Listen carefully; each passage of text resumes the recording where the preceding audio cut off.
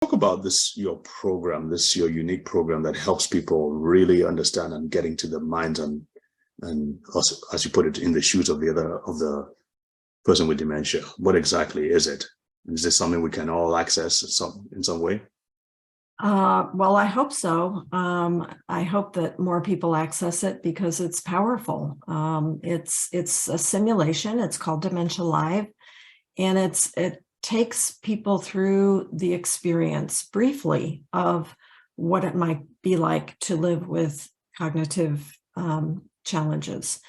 Mhm. And so what we do to alter someone's senses is we give them gloves to alter their tactile sensations. Then we give them eyewear that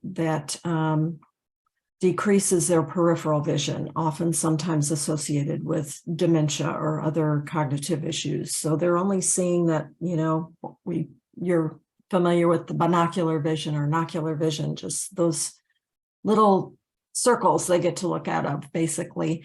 And then the last thing we do to alter their senses is put some headphones on them. And the headphones have what we call confusion sound. So that is meant to simply confuse someone's brain. And so again, we're preparing that person basically to go through an experience to feel what it might be like to live with dementia. So they go into a room and we give them some simple tasks to do that without all these components on, they would be able to do these tasks easily. Button some buttons, fold some pillowcases, feed the dog, count out of a change purse. We give them 5 tasks. There's many tasks in the room.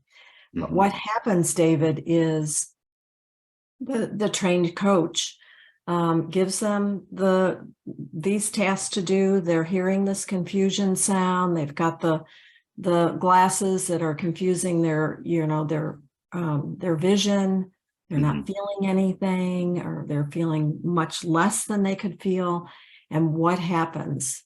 They're given these tasks, and they may remember the first one, but what they're really hearing is about every 4 or 5 words of what we're saying. Really? So imagine what it would be like for us to have a conversation right now where all you're hearing is every 4 or 5 words of what I say. You'd be lost. Right.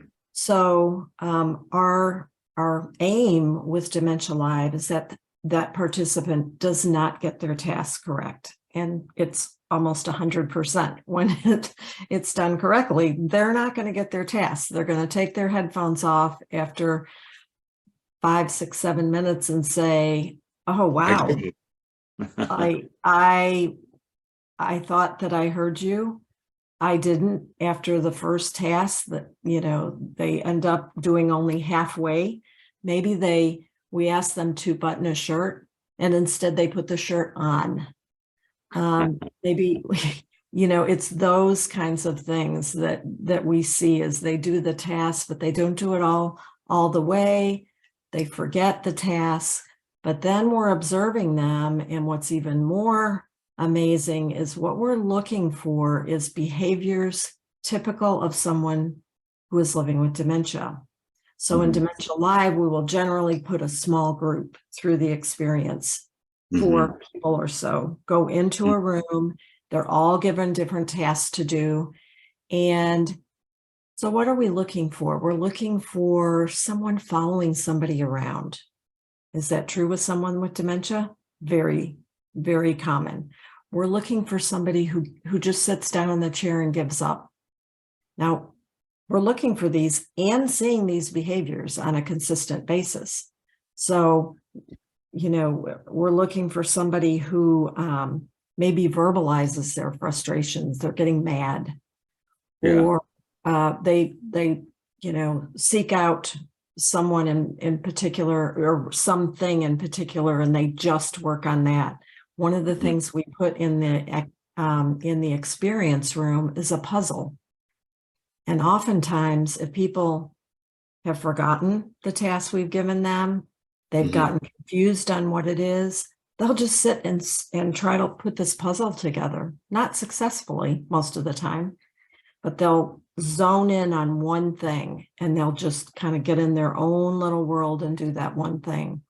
Mm. So after we've observed what they've done and we make notes on a chart, then when we tell them that time is up and we take those headphones off, the first thing we ask them is, how do you feel? And we do that purposely to get those raw emotions. How do you feel? Because that's what it all comes down to, is feelings, right? We have to get those feelings out to be able to start to get to that next step of learning. So we have, I don't know if you can see this, but we have what's called an emoji sheet that we created. Oh, And okay. it helps someone to prompt them. We give them this emoji sheet and we say, look at some of these. Are some of these things the way you felt while you were in the experience?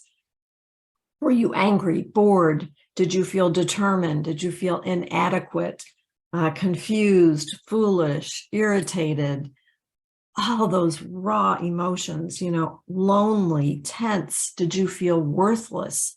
Those are just a few of the emoji prompts we give them, because those are the things then that we can begin an impactful conversation with.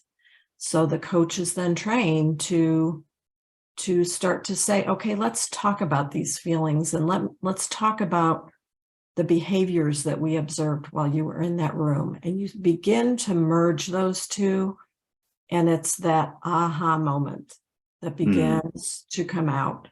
Well, how can this help somebody? It can help a caregiver. I mean, emotionally, many people, they can break down in that during that time, you can imagine. Right. But what we can get through then is sometimes that barrier. Oh, I see that mom does not have the ability to do that. Now I can see where when I, tell her 5 times what she had for breakfast and she continues to ask me, that she really can't remember that. And that I can use a different means of communication that will not embarrass her, that will not make either of us angry, that will move this to a better both of us to a better place. So those key simple communication skills that they can learn, those are simple and powerful. So, it doesn't have to be complex. We can use simple things.